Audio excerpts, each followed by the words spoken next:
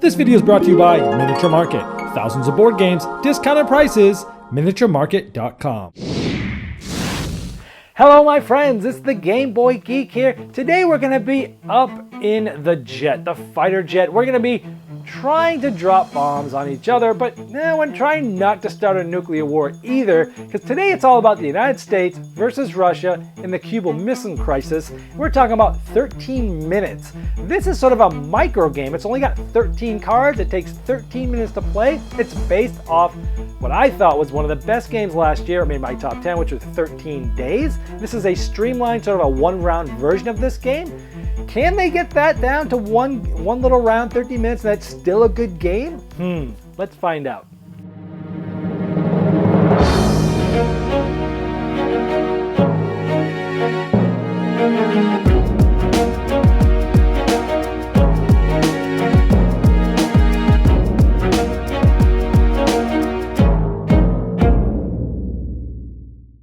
Now 13 minutes is this two-player asymmetrical. One player will play the U.S.S.R. and get the red cubes. One player will play the United States and get the blue cubes. And what you're trying to do in this game that only has 13 cards is to control certain areas by having more cubes than your opponent. If it's here, it is tied. We'll talk about that later. But what you're trying to do is get points for each of the ones that are there, and whoever has the most points at the end wins. So you're trying to gain control. Let's talk about how the game works in more detail. At the end of the game, one card is flipped face down without anyone knowing what's on the other side, and that's Cuba. That starts in the middle of the board. The board has basically three different spots: neutral, U.S.S.R, and USA side. Each player is going to get two cards dealt at the beginning of the game, and then once at the beginning of the game there's an initiative bid, where secretly you would bid with however many cubes you want.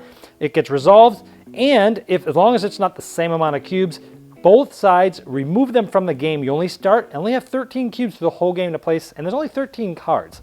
And so whoever wins the bid gets to decide who goes first. If it's tied, you basically do it again until you're not tied. But regardless whether you win or not, those cubes go out of the game. So someone's going to have less cubes than the other to start the game, but usually they'll go last because it's good to go last in this game. So what you're doing on the game is you're going to have two cards. You're basically going to play one card and then draw a card.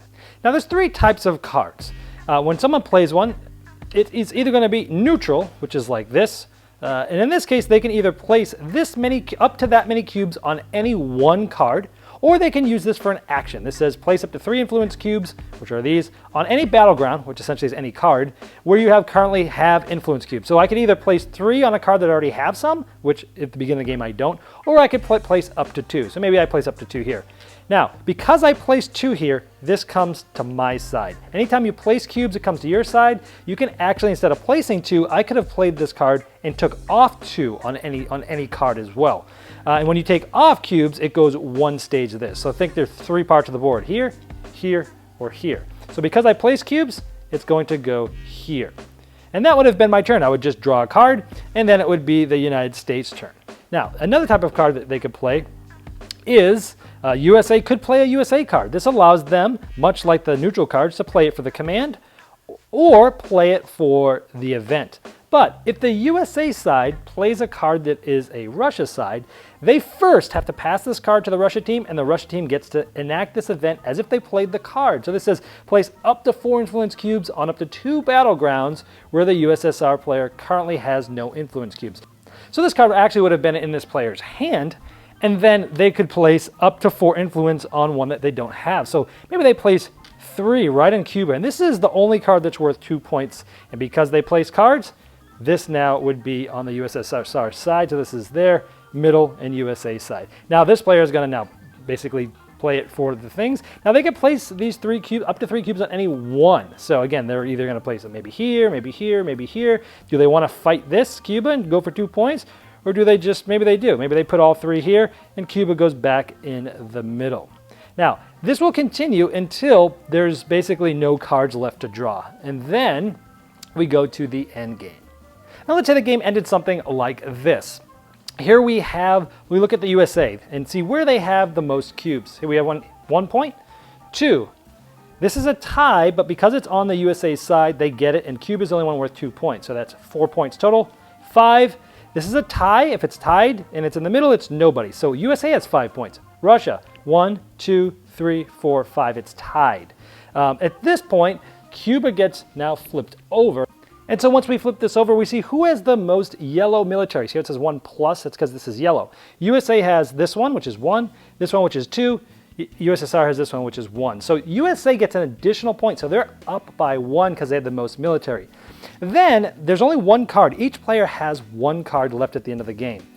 And what you do is you add up the amount of cubes. Neutral goes to nobody. 2 goes to U.S.S.R. Whoever has the most cubes gets an additional point. So now it's tied. Russia and USA are tied. However, if both the cards have the same colored symbol, both players have to add it to their own side. And this is where it gets really interesting because, and now you check for a nuclear war, and if any player has 3 of the same colored symbol on the top right, a nuclear war happens and they lose. It's possible both players could lose by nuclear war. Even though Russia, it was tied, but then they won because because Russia, in the aftermath, the last card of the game, they would have won by 1, but then they lose because of a nuclear war. So, and this player would win. If this player caused a nuclear war as well, they would lose as well, and nobody would win. So it has this very interesting thing of where you're playing cards. Sometimes you're forcing a nuclear war on the other team, but a very interesting, quick game.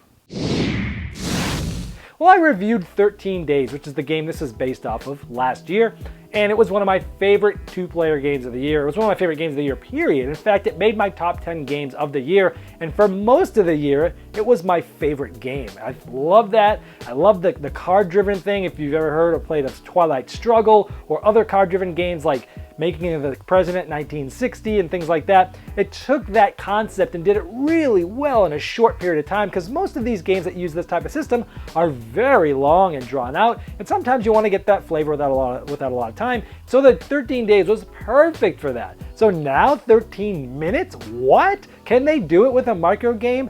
They did.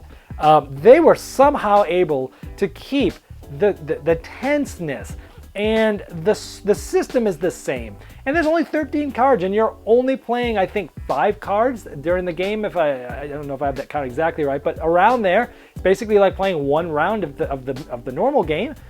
But is it good? Yes, it really captured a lot of it. I mean, a lot of it is really the same. How you play the cards. You're playing a card, you're either playing it for the command or the action. Sometimes you might have to trigger the action with the other player.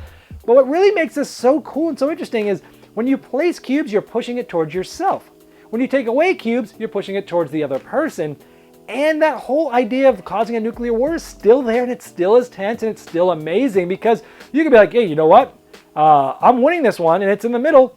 I'm going to take it off, slide it to you, and you're going to cause a nuclear war, and you're going to lose. And it's so cool. And even the fact that that Cuba card is face down, you don't know what it is. So to take control of that and keep adding cubes, it's on your side, and you might not know that, ooh, you don't know what color it is. So you got to be really judicious, hey, towards the end, because if you flip that over and you have 3 colors of the same kind, you've lost.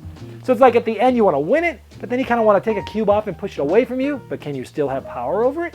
My gosh, for a game that's 13 cards in 13 minutes, this game does such an amazing job of giving almost the full experience of 13 Days in 1 round.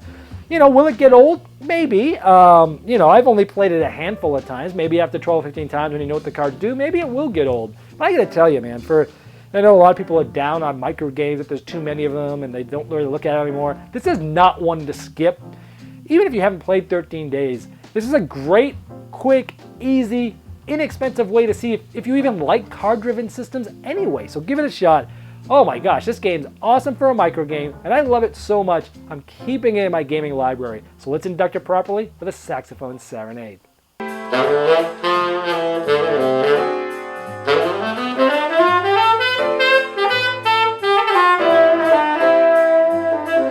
This video was sponsored by Miniature Market's Review Corner. The Review Corner features podcasts, video, and written game reviews by gamers for gamers. Miniature Market, the online gaming superstore. Thousands of board games, discounted prices. Check them out at miniaturemarket.com.